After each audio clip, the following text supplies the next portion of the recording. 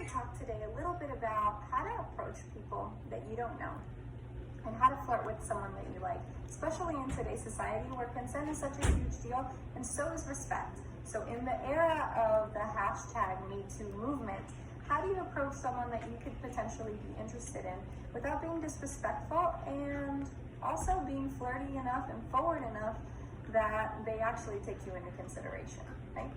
So I think the most important thing to remember is that it is not new to respect someone's body and their boundaries. So if you feel like you're inside of someone's bubble, so I call that the 5-foot space. In Krav Maga, we call it the 5-foot space because that is the space where you are no longer safe, the space where someone could actually reach out and touch you if they wanted to. If you're inside of someone's 5-foot space, then know that already you're kind of breaking a certain boundary. So you've already established that you're approaching them for some reason. You don't necessarily have to actually reach out and touch someone to get their attention because they already can realize that you're inside of their space. So personal bubble is the #1 rule. When you're inside of someone's bubble, then you better make yourself known and you better have some type of conversation initiation. It's totally okay to say hi to someone. It is not okay to tell somebody to smile because people don't owe you a smile. So people that look like they're having a terrible day, 100% don't need anybody telling them to smile. A good rule of thumb is if you wouldn't want someone saying it to you in prison, then don't say it to people out in public. For some reason, there's like a weird dynamic in the world where men especially think that it's acceptable to tell women things that they think cheer them up, like, wow, you look beautiful, or give me a smile, or you look so much prettier when you smile, or even you look cute when you're mad. All of these things are actually super degrading, and the only thing they do is show that someone is judging you when you didn't give them permission to. So also remember that when you're talking to someone, especially when someone is a stranger, if they were distracted by someone else, don't interrupt. Take time to wait for them to have a breaching conversation. Maybe listen to what they were saying and interject and say, I'm so sorry, I was listening, but I wanted to share that this was my experience with something similar. Or, it seems like you're having a rough day. Can I get you a drink? Or it seems like you're having a rough day. I'm having a rough day too, or I'm available to hear about it, or I'm interested in hearing about it if you're interested in sharing. And then sometimes just that interaction, being an open interaction without someone seeming like they're demanding something from you is enough to be invited and feel welcome and feel ready to open to someone. So that might be a good approach.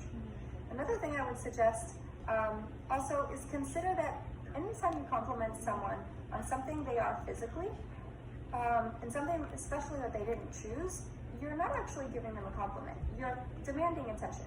And you're wanting for them to say thank you to you or to give you any kind of interactive attention because you said something that objectified them as a person.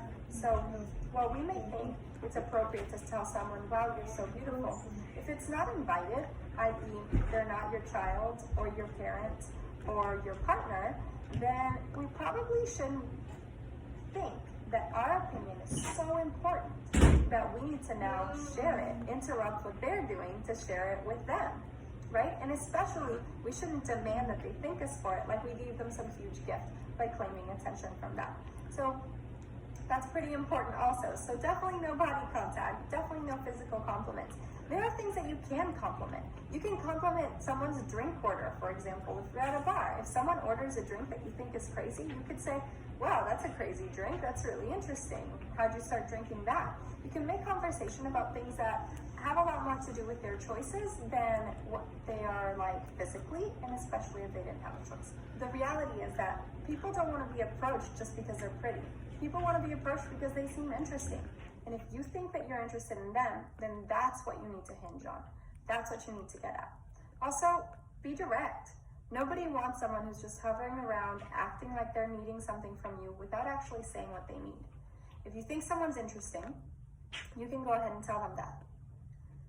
I think it's important to say that a lot of people now seem to think that it's offensive to be told no.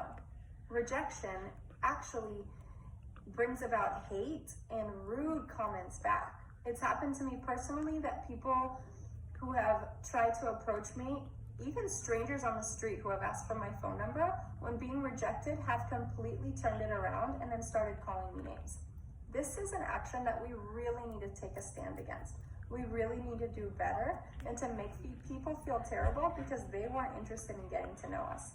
After all, doesn't that reflect more on the way we approach them than about who they really are? In the age of the Me Too movement, when we're careful to be respectful of people, that doesn't always mean that we don't get to approach them.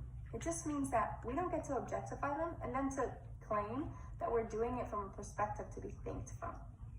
Thanks for listening.